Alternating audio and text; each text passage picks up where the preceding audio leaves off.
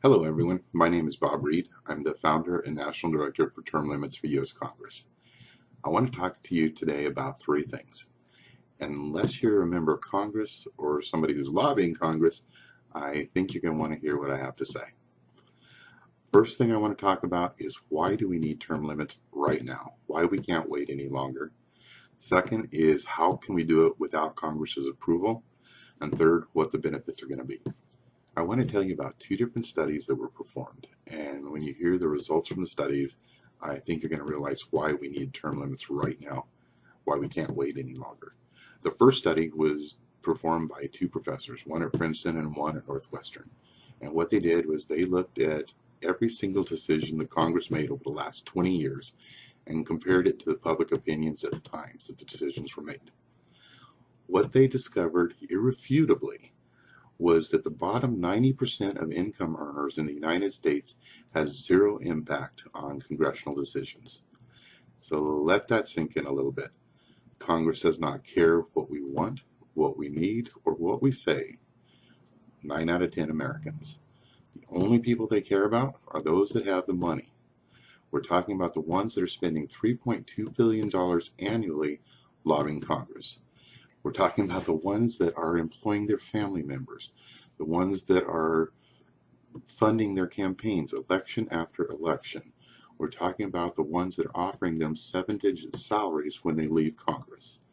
They are the only ones that have a voice in Congress. Now, let me tell you about the second study and how that relates to the first one. The second study was performed by the Congressional Budget Office, and it was a 30-year study on the distribution of household incomes in the United States. And what I did is I took the data from that study and I put it in a spreadsheet. I then added the cost of living adjustments for the last 30 years, the same 30 years, and I put it together in a chart, and it was staggering. Over the last 30 years, the cost of living has gone up 120%. But the income for 8 out of 10 Americans over the last 30 years has only gone up 40%, which means the cost of living has been climbing 3 times higher than the income for 8 out of 10 Americans. On the other hand, the income for those that are in the top income bracket has been climbing at a staggering rate of over 300%. So again, here we have proof. Those with the money that are handing the legislation to Congress, writing it themselves often, are the ones that are benefiting from all of the congressional decisions. We have no voice. We can't keep going like this. If we continue to drop below the cost of living any longer, what's going to happen is we're going to reach the point where we need assistance to survive. Now think what that means. Right now, when somebody needs assistance and the government provides it, where does the money come from? It comes from us, the taxpayers. When we reach the point to where the average American needs assistance, there's not going to be any money. That's when the economy fails. So here we are. We do have a real timeline. This is something we have to pay attention to right now. We can't pawn it off on the next generation. We can't hope somebody else steps up and takes care of this for us. Our economy will collapse if we don't stop the corruption that's happening in Congress right now. So now we'll move on to the second one. How can we impose term limits on Congress because we know they're not going to do it to themselves? And lucky for us, our forefathers were brilliant. They had just won our freedom from an aristocracy. So they had that in the back of their mind when they were writing the Constitution. So when they wrote Article 5, which is the article that defines how to add amendments to the Constitution, they not only used the first option, but they also wrote a second option. The first option is the one that most people are familiar with. If an amendment is passed by 2/3 of the House and then passed by 2/3 of the Senate, it goes out and has to be ratified by 38 states. But like I said, they realized that there was a chance that Congress would evolve into an aristocracy or become corrupt. So they added the second option. The second option is if 2/3 of the states, which is 34 states, apply for an Article 5 convention for a specific topic, then a convention is called. Each of the states sends delegates to the convention. They talk over the topic that the convention has been called for.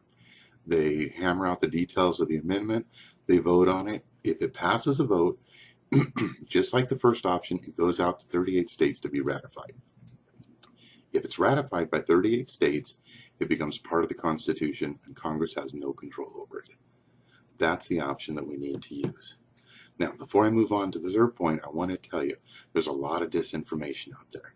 There's a lot of people that want things to stay the way they are right now, that are benefiting from the current environment. And they're going to try to scare people away from using the Article 5 option 2. Don't fall for it. The same control in the first option is there for the second option, and that's the ratification process. There's never been 38 states that lean to the left.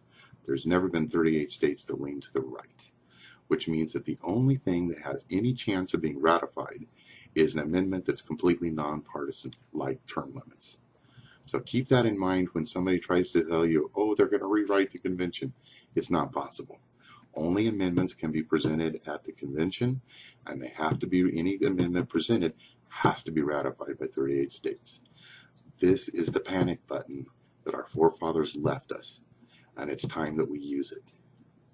So now, let me talk to you about the benefits of this. The amendment that we're presenting is a 12-year max for life amendment. It doesn't matter if somebody spends 2 terms in the Senate or 6 terms in the House or a combination. Nobody gets to stay in Congress over 12 years. Now let's talk about what that does. What that means, if it was ratified today, the 227 senior-most members of Congress would not be eligible for re-election, which means they finished their existing term and they're gone. The 227, let that sink in.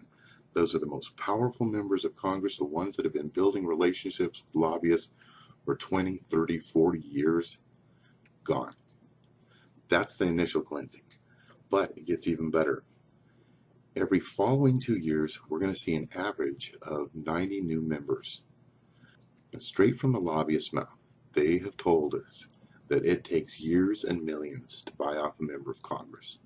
With a 90% turnover rate every 2 years, the lobbyists will never have enough time to buy off a majority in Congress again. That's the second most important part, the turnover rate. Lobbyists will not have control of Congress any longer. The third advantage is seniority. Right now, the rules of Congress say seniority equals authority.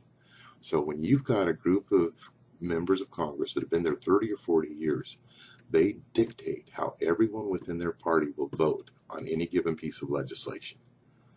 Once term limits are in place, you're going to end up with an average of 90 members that are new, 90 at 2 years, 90 at 4 years, 90 at 6 years, 8 years, and 10 years. Which means if you've got 90 people at the senior-most bracket, then you've got a diversification of opinions on any piece of legislation. You don't have just a few people saying, do what we say or your career is over. You'll never get on a committee you want. There's going to be such a level of distribution of authority that nobody's going to be forced to vote any given way again. Now, say for instance you're a new member of Congress, you just walked in the door. The senior-most members have 10 years.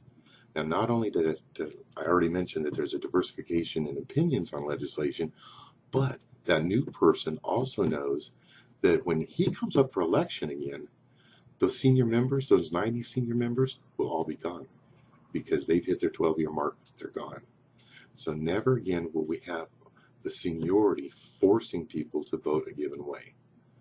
Now, when you take these 3 advantages and you put them together, you realize this is a huge step towards returning Congress to a representative body.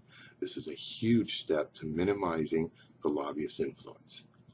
This is not going to be an answer for all of our problems, but it is a big step in the right direction. Now, here's where you come in. There's a handful of us across the nation that are petitioning. We're doing our best to get signatures. The more signatures we get, the more pressure we can apply to the state legislatures to push for an Article 5 convention for term limits. Now, if you sign the petition, that's great. It's a good start. But if all you do is sign and wait for us to try to get hold of everyone in the nation, it's going to take a long time.